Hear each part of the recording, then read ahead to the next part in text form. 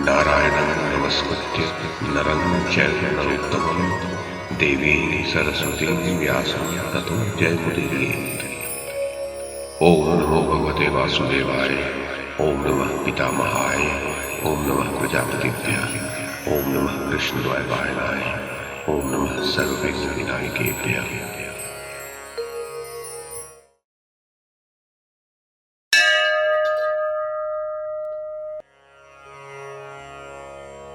संजय कहते हैं, महाराज धृतराष्ट्र, जैसे वज्रधारी इंद्र भगवान विष्णु से कुछ कहते हों, उसी प्रकार नरदेव युधिष्ठिर के पूर्वोक्त बात कहने पर व्यूह रचना में कुशल दृष्टिद्युम्न ने बृहस्पति की बताई हुई विधि से प्रातः काल सूर्योदय से पूर्व ही समस्त सेनाओं का व्यूह निर्माण किया। उन्होंने सबसे आगे अर्जुन को खड़ा किया। महाराज, राजन, अपनी विशाल सेना के साथ राजा द्रुपद उस व्यूह के सिर के स्थान पर थे।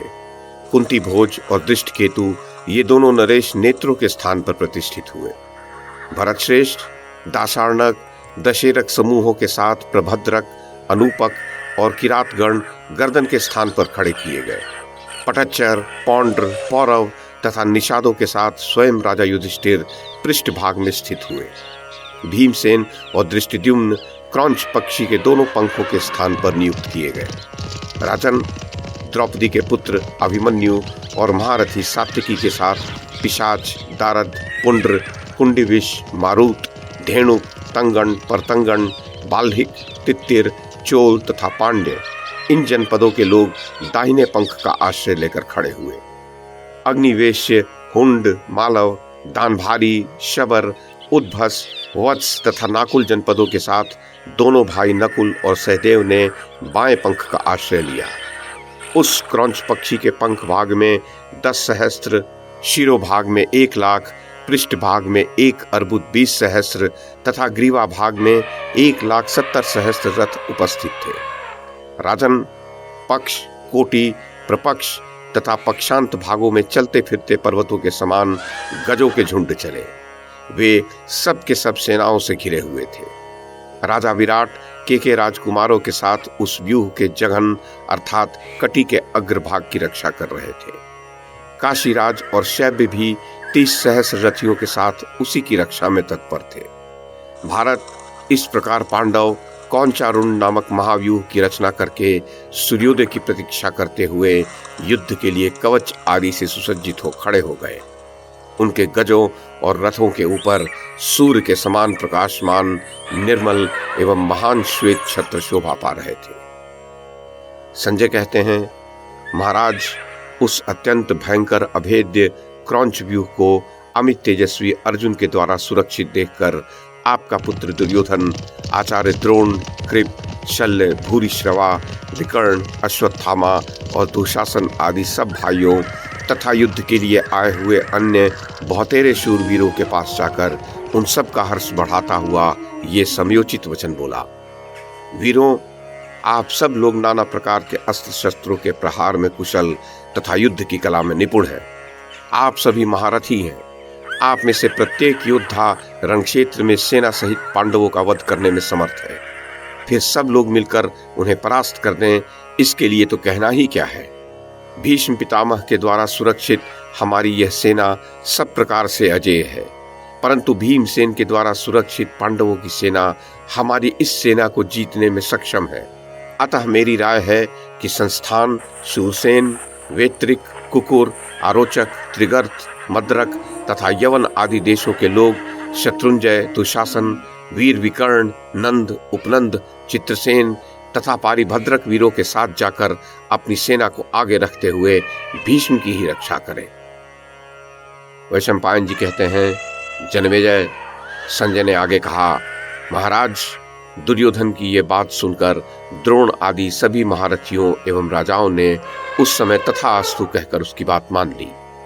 आर्य, तदनंतर भीष्म, द्रोण तथा आपके पुत्रों ने मिलकर अपनी सेना का महान व्यूह बनाया जो पांडव सैनिकों को बाधा पहुंचाने में समर्थ था।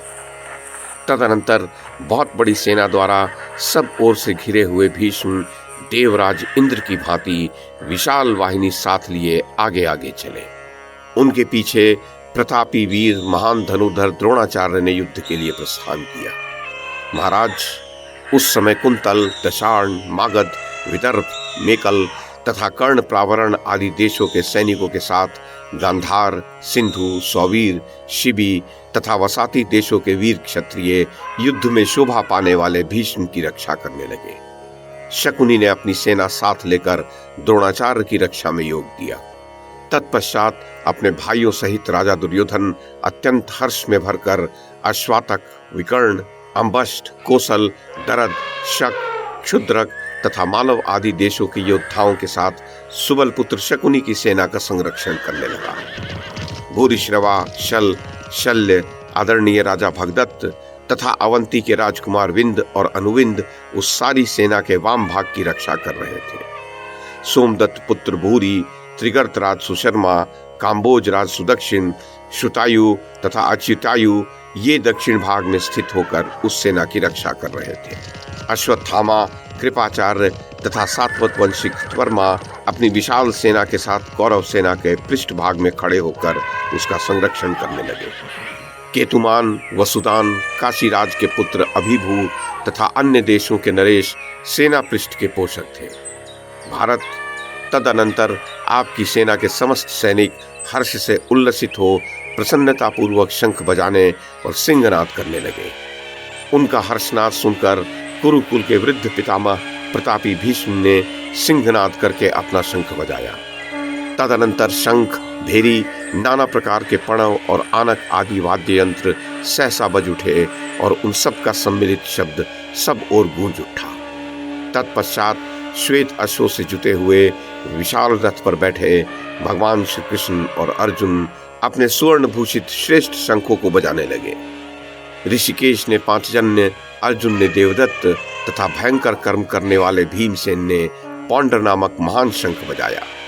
कुंती पुत्र राजा युधिष्ठिर ने अनंत विजय तथा नकुल सहदेव ने सुघोष और मणिपुष्पक नामक शंख बजाया।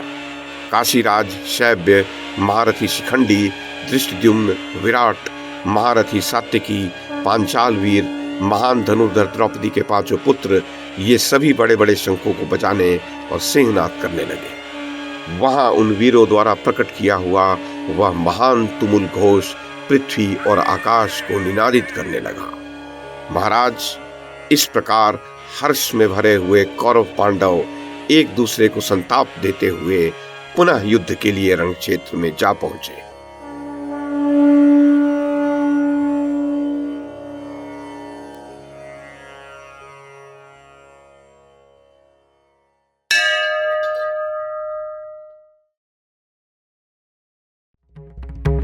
YouTube के माध्यम से महाभारत की कथा को एक श्रृंखला के रूप में प्रस्तुत करने का हमारा ये प्रयास यदि आपको सराहनीय लगा हो तो कृपया इस कड़ी को लाइक और शेयर करें, चैनल को सब्सक्राइब करें और बेल आइकन को दबाएं। साथ में अन्य लोगों को भी देखने के लिए प्रेरित करें। धन्यवाद और नमस्कार।